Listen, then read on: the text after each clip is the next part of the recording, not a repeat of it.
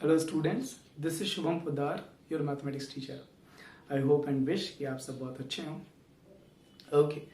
Next previous part में हम लोगों ने क्या क्या डिस्कस कर लिया है. हम लोगों ने डिस्कस किया था functions classification, then we have talked about algebraic functions and then rational functions. We have also discussed some particular types of algebraic functions. I hope you remember zero functions and constant functions, identity functions. ये सब हम लोगों ने discuss किया हुआ है. Today we'll talk about we'll further move in the classification of functions. And our third type was power function. I hope आपको याद हो power function हम लोगों ने classification में लिखा था. So what is a power function? A function f from real numbers to real numbers. मतलब इनपुट हमारा रियल नंबर से होगा और आउटपुट भी हमारा रियल नंबर से होगा. डोमेन और कोडोमेन दोनों. ये कैसा फंक्शन हुआ? रियल फंक्शन हुआ. Defined by fx is equals to k times x raised to the power n. ये जो पावर n है वो सिर्फ x के ऊपर है. फिर k and n belongs to real numbers. ये k और ये n ये दोनों रियल नंबर्स होने चाहिए. Is called the power function. For example अगर हम बात करें ना fx, ये कोई फंक्शन हो हमारे पास 2x cube, this is a power function. अगर हमारे पास कोई दूसरा फंक्शन हो, लेट अस से 1/2 x to the power √2, ये भी पावर फंक्शन है. hx, एक और फंक्शन की बात करें, let's say pi x to the power -1 और वी कैन से -1/3, ये भी पावर फंक्शन है. ठीक है. मतलब ये k और ये n, ये दोनों कैसे होने चाहिए? ये सब रियल नंबर होने चाहिए. 1/2 is a real number, √2 is a real number, pi is a real number, -1/3 is a real number. I hope आपको समझ में आ रहा हो. आप चाहें तो एग्जाम्पल्स लिख सकते हैं. ठीक है. Okay. एक चीज का बस आपको ध्यान रखना है कि ये x, मान लीजिए ये इनपुट आप कहां से देंगे? ये x हमारा इनपुट है. इनपुट आप कहां से देंगे? रियल नंबर से. तो मान लीजिए किसी स्टूडेंट ने x की वैल्यू 0 पुट कर दी and at the same time वो इस n की वैल्यू भी 0 पुट कर दे. यही नहीं करना है. मतलब x and n can not be 0 simultaneously. ये दोनों एक साथ 0 नहीं रखेंगे. अगर आपका इनपुट 0 गया तो आपको ये पावर 0 नहीं रखनी है. क्यों? क्योंकि ये चीज मैथ्स में डिफाइंड नहीं है कि ये होगी क्या. ये एग्जैक्टली आज तक पता नहीं कि क्या होगा. तो इन चीजों के बारे में हम लोग और भी डिस्कस करेंगे. एक चैप्टर आएगा 11th में, लिमिट्स. उसमें हम लोग इन सबको बहुत डिटेल में थोड़ा डिस्कस करेंगे. बट फिलहाल के लिए ये बात इस पावर फंक्शन के करस्पॉन्डिंग इस डेफिनेशन के कॉन्टेक्स्ट में आपको एक बात ध्यान रखनी है कि we can not put x and n simultaneously 0.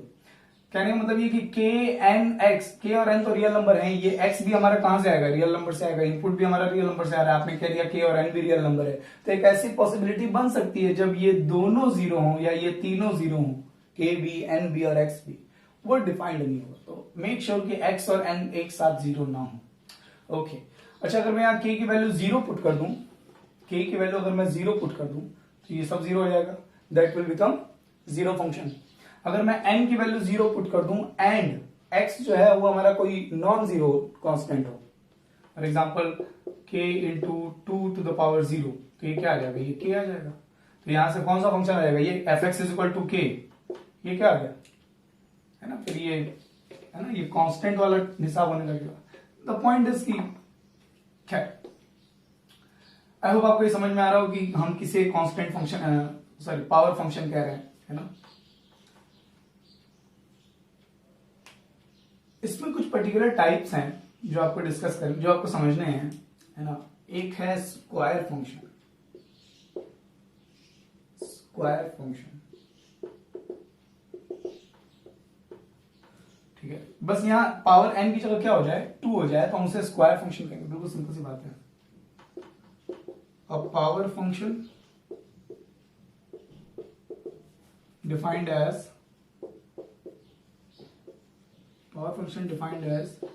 fx is equals to k times x square. उसे हम स्क्वायर फंक्शन कहेंगे. बहुत सिंपल सी चीज है. ठीक है. k की वैल्यू यहां पर k क्या है? k वही k हमारा रियल नंबर है. अब k की वैल्यू के अकॉर्डिंग ध्यान दीजिए, ये सब अच्छे समझ में आना चाहिए। अगर k की वैल्यू 1 रख दिया आपने तो सबसे सिंपल स्क्वायर फंक्शन आएगा एक्स स्क्वायर, सबसे सिंपल। k की वैल्यू जैसे जैसे बदलती जाएगी, k की वैल्यू 1, k की वैल्यू 2, k की वैल्यू 3। ओके, सो इस फंक्शन की जो रेंज है, सॉरी डोमेन है, इनपुट कहां से आ रहा है? रियल नंबर्स के सेट से। आउटपुट कहां से आ रहा है? रियल नंबर्स के सेट से, है ना। तो इस फंक्शन की डोमेन तो रियल नंबर है, को डोमेन भी रियल नंबर है, लेकिन रेंज क्या होगी? रेंज हम लोग डिस्कस करेंगे जब हम लोग ग्राफ पढ़ेंगे या जब हम लोग रेंज निकालने की मेथड पढ़ेंगे, ठीक है। तो फिलहाल के लिए आप यहां लिख सकते हैं स्क्वायर फंक्शन के लिए कि इसकी डोमेन क्या है? इसकी domain set of real numbers है। इसकी को डोमेन क्या है? सेट ऑफ रियल नंबर्स है। लेकिन इसकी रेंज क्या है ये भी हम लोग आगे डिस्कस करेंगे, ठीक है। इसी तरीके से हम लिख सकते हैं क्यूब फंक्शन या cubic function.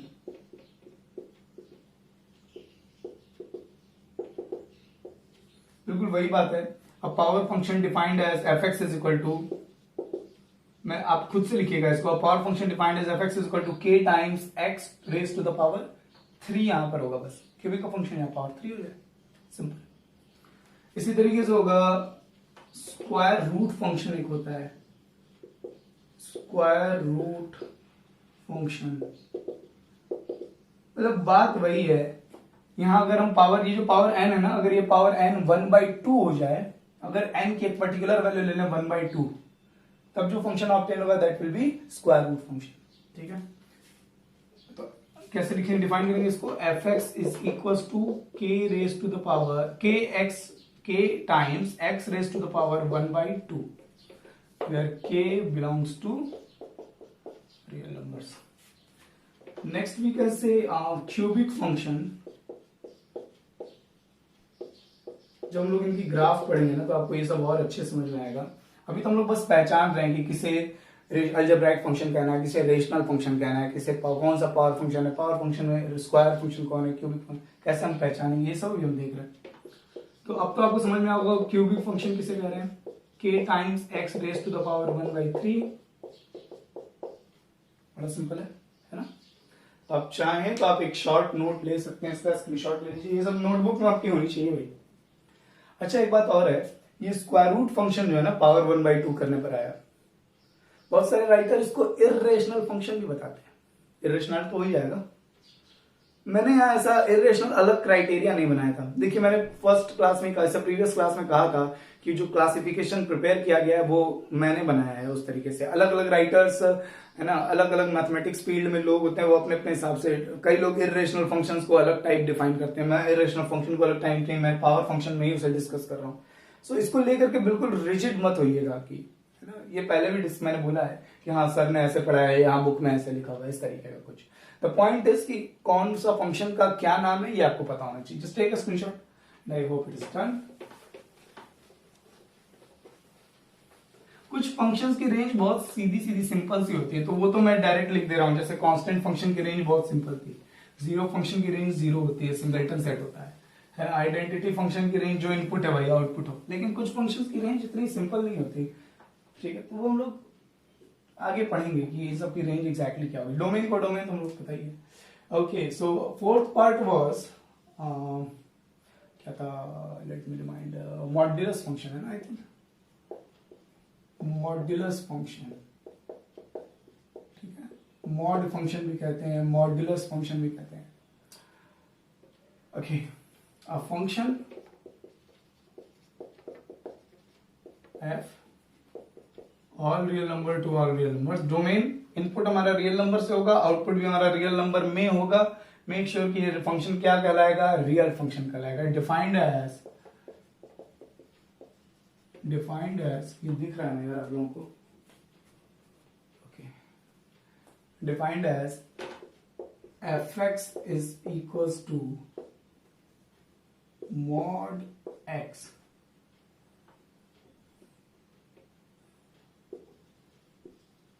where mod x gives the absolute value of x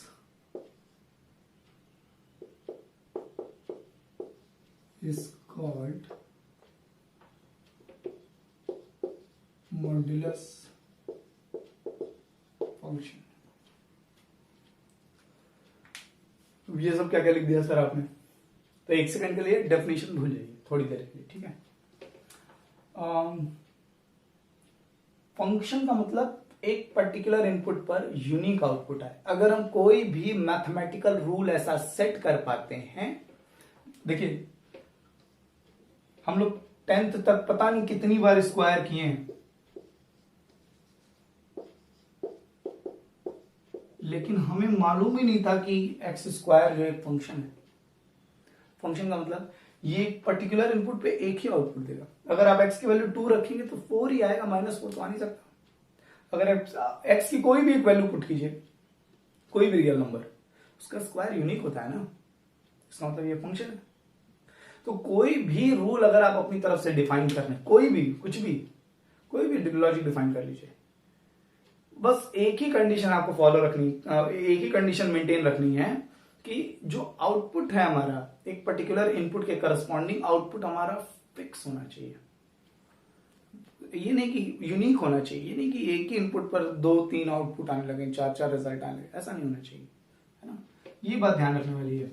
तो अब किसी मैथमेटिशियन ने कहा कि, आई डोंट नो किसने कहा, किसी मैथमेटिशियन ने कहा कि भाई एक ऐसा function low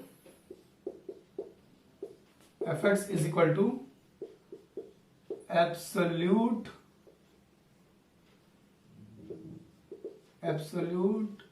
value of x। ध्यान समझिए, एब्सोल्यूट वैल्यू क्या होती है?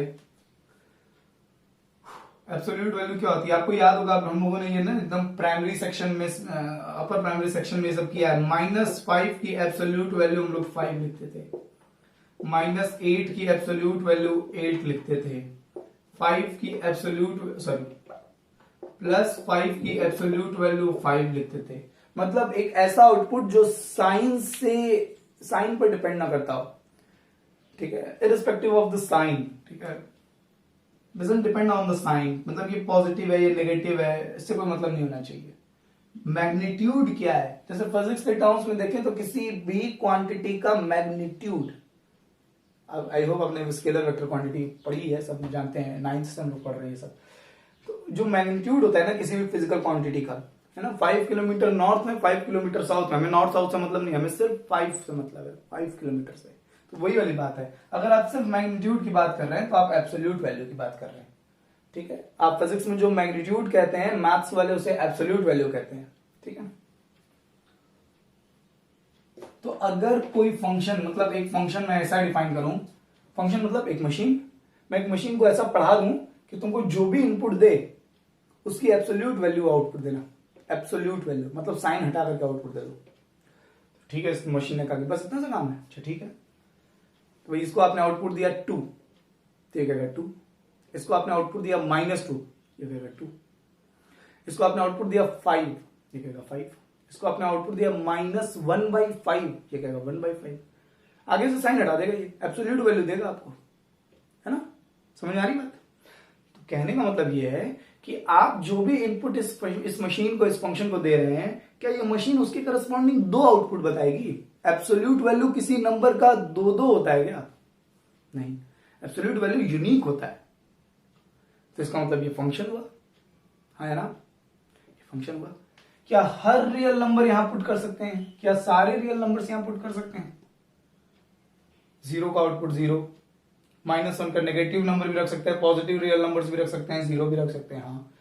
तो every individual input from the domain, इसे डोमेन कहेंगे ना, ठीक है। Every individual input from the domain have a unique output in codomain. हर रियल नंबर्स के सेट से हर नंबर यहां रख सकते हैं। Every number can be put, can be given as an input to this function, am I right? अब output चाहे जो भी हो, लेकिन डोमेन के सेट से हम कोई भी रियल नंबर इसे इनपुट दे सकते हैं और हर इनपुट के करस्पॉन्डिंग यूनिक आउटपुट होगा। इसका मतलब ये फंक्शन है। तो ये absolute value of x, absolute value of x ना लिखना पड़े, इसको ऐसे रिप्रेजेंट कर दिया जाता है और हम इसे पढ़ते हैं mod of x, modulus of x. क्या पढ़ते हैं? मॉड्यूलस, और इसीलिए ये मॉड्यूलस फंक्शन नाम दिया गया। And I hope it is enough discussion on this topic, okay. I hope आपको ये बात समझ में आ गई हो। मॉड फंक्शन कहते हैं, मॉड्यूलस फंक्शन कहते हैं, एब्सोल्यूट वैल्यू फंक्शन भी कह सकते हैं, सब एक ही बात है। ओके, फिर डोमेन की बात करें, so domain will be real numbers, domain of function real numbers, को डोमेन क्या है इस फंक्शन का, रियल नंबर्स, और रेंज क्या है, रेंज, यहां रेंज हम बता सकते हैं इसीलिए मैं रेंज लिख रहा हूं, थोड़ा सोचिए तो बता लेंगे। क्या ये कभी भी नेगेटिव आउटपुट देगा?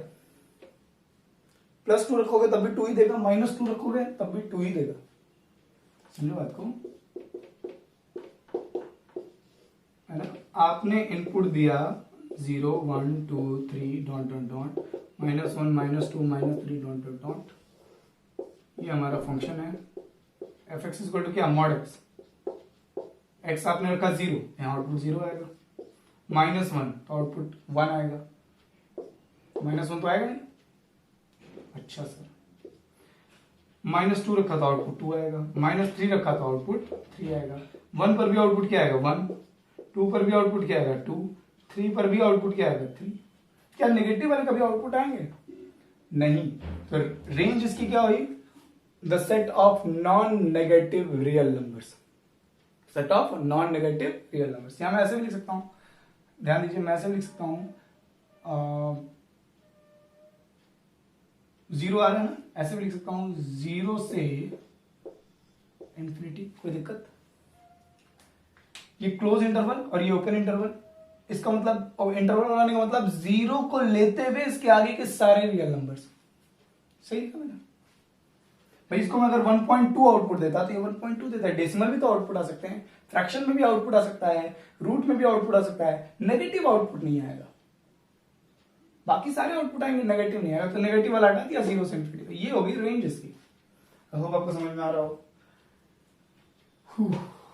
So this was modulus function. Okay, बहुत सिंपल है, डोमेन, को डोमेन और रेंज मांग। देखिए मैं कुछ फंक्शंस में रेंज बता रहा हूं, कुछ फंक्शंस में रेंज नहीं बता रहा हूं, तो जिन फंक्शंस की रेंज बिल्कुल सिंपल है, हम ऐसे ही डेफिनेशन सोच करके हम लोग बता सकते हैं, उनकी रेंज मैं लिख दे रहा हूं। जिनकी रेंज हमको ऑब्टेन करनी पड़ेगी, मैथमेटिक्स थोड़ी यूज करनी पड़ेगी, उनकी रेंज आपको टाइम के साथ समझ में आने लगेगी। तो फिलहाल मॉड्यूलस फंक्शन है क्या, आई होप आपको अच्छा फील आया हो, इस ऑपरेटर को आप समझ पा रहे हो, ये मशीन क्या कर रही है ये आपको समझ में आ रहा हो, ठीक है। मशीन क्या कर रही है, एब्सोल्यूट आउटपुट दे रही है, ठीक है। So I am going to erase this. So our next function is, next definition in this classification is signum function, ठीक है। ये हमारा 5th टाइप है, सिग्नम फंक्शन, ठीक है। किसी मैथमेटिशियन ने ऐसे कहा कि भाई अगर सब अपना अपना रूल डिफाइन कर रहे हैं तो मैं भी एक रूल डिफाइन कर दे रहा हूं। आई डोंट नो किस मैथमेटिशियन ने कहा, ठीक है। ये सब मैं कहानियां बना देता हूँ, कई बार सच्ची कई बार झूठी। सो किसी ने कहा कि भाई एक फंक्शन ऐसा लो जो पॉजिटिव इनपुट पर +1 दे, नेगेटिव इनपुट पर -1 दे और 0 पर 0 आउटपुट दे। और भी कुछ डिफाइन कर सकते हैं, पॉजिटिव पर +2 दे, नेगेटिव पर -2 दे और 0 पर 0 दे, सब एक ही बात है, ठीक है। लेकिन ये वाला फंक्शन है, अब फंक्शन f कहां से डिफाइंड है, रियल नंबर्स के सेट से, रियल नंबर के सेट में, डोमेन इसका सेट ऑफ रियल नंबर्स है और को डोमेन भी सेट ऑफ रियल नंबर्स है। Defined as fx is equals to +1 for x is greater than 0। x मतलब इनपुट, ये x मतलब इनपुट। अगर हमारा इनपुट ग्रेटर देन 0 है, मतलब 0 से बड़ा कोई भी रियल नंबर है, तो ये फंक्शन क्या आउटपुट देगा, +1। If our input is equal to 0, then this function will give output as 0. And if our input is any real number less than 0, that is any negative real number, then the output will be -1. इस machine को, इस programme को, इस function को मैंने एक fix बात रटा दी है, इसका ब्रेन वॉश कर रखा है कि भाई तुम्हें कोई पॉजिटिव इनपुट दे तो तुम 1 बोलना, तुम्हें नेगेटिव इनपुट दे तो तुम -1 बोलना, तुम्हें 0 दे आउटपुट को, इनपुट को ही, तो तुम 0 ही बोल देना, बस। इसको कोई मैथमेटिकल स्ट्रक्चर नहीं दिया गया है जिससे ये प्रोसेस करे, है ना। देखो अगर आप किसी फंक्शन को कोई मैथमेटिकल स्ट्रक्चर दे रहे हो ना इस तरीके से, तो इसे इनपुट रखना पड़ेगा, स्क्वायर करना पड़ेगा, सॉल्व करना पड़ेगा। इस तरह से क्या होगा, इसे प्रोसेस करनी पड़ रही है। ऐसे फंक्शन के लिए मैं क्या कहूं, हाँ, ऐसा सेलफोन बनाने के लिए रैम स्ट्रांग होनी चाहिए, क्योंकि इसमें प्रोसेसिंग करनी पड़ेगी हमें, है ना। बात वही है, प्रोसेसर आपका स्ट्रांग होना चाहिए। तो बात अब इस फंक्शन के लिए क्या है, इस फंक्शन को ये फंक्शन कुछ प्रोसेस नहीं कर रहा, इस फंक्शन को बस तीन स्टेटमेंट पढ़ाया गया है। भाई पॉजिटिव इनपुट के लिए +1, नेगेटिव इनपुट के लिए -1, 0 के लिए 0, बस। इसको कुछ प्रोसेस थोड़े करना है, बस बोलना है। ये बस इतना प्रोसेस करेगा कि जो इनपुट आ रहा है वो पॉजिटिव है या नेगेटिव है, और वो तो साइन से आइडेंटिफाई हो जाएगा। सो बड़ा सिंपल सा फंक्शन है, ठीक है। ये इनपुट कुछ भी हो, ये आउटपुट यही तीनों देता है, 1, 0 या -1। Okay, so this function is called ये अगर कोई किसी फंक्शन के पास ये स्पेशलिटी है, then that function will be called as known as signum function. इसकी डोमेन क्या होगी, बड़ा सिंपल है। देखिए डोमेन कोई भी रियल नंबर्स है, वो डेफिनेशन से भी हमको समझ में आ रहा है। This is a real function. Codomain क्या है, आउटपुट किधर आ रहा है, रियल नंबर्स के सेट में। रेंज क्या होगी, वीडियो पॉज कीजिए, सोचिए तो 1-2 मिनट। बहुत सारे स्टूडेंट को दिख गया होगा सर, और रेंज मतलब आउटपुट यही तीनों तो दे रहा है, -1, 0, +1। आई होप आपको ये तीनों जो बातें समझ में आई। सो आज हम लोगों ने क्या डिस्कस किया, आज हम लोगों ने डिस्कस किया फटाफट से पावर फंक्शन। पावर फंक्शन हम लोगों ने बात की स्क्वायर फंक्शन की, क्यूब फंक्शन की, स्क्वायर रूट फंक्शन की, क्यूब रूट फंक्शन की। ऐसे और भी हो सकते हैं। स्क्वायर और क्यूब फंक्शन जो है वो तो मान लो ठीक है, उसे हम पॉलिनोमियल फंक्शन कह सकते हैं। जो क्यूब रूट फंक्शन था, स्क्वायर रूट फंक्शन था, उसे हम इर्रेशनल फंक्शन कह सकते हैं। वो क्या होगा, इर्रेशनल फंक्शन भी उसे कह सकते हैं। उसके बाद हम लोगों ने बात की क्या था, मॉड्यूलस फंक्शन हम लोगों ने डिस्कस किया। मॉड्यूलस फंक्शन हम लोगों ने देखा कि वो एब्सोल्यूट वैल्यू आउटपुट देता है। फिर हम लोगों ने बात की ये सिग्नम फंक्शन, ठीक है। ये भी निराला ही है, ठीक है। इसका अपना हिसाब है, पॉजिटिव के लिए 1, नेगेटिव के लिए -1, 0 के लिए 0। I think it's quite simple. हम लोगों ने अब तक जो भी फंक्शन क्लासिफिकेशन हम लोगों ने डिटेल में डिस्कस किया था, उससे हम लोग धीरे धीरे करके नेक्स्ट टाइप हमारी ग्रेटेस्ट इंटीजर फंक्शन, बहुत इंपॉर्टेंट है, उसे हम लोग नेक्स्ट पार्ट में डिस्कस करेंगे। ये सारी चीजें आप नोट्स जरूर प्रिपेयर कर लीजिएगा। खूब खुश रहिए, खूब पढ़ाई कीजिए।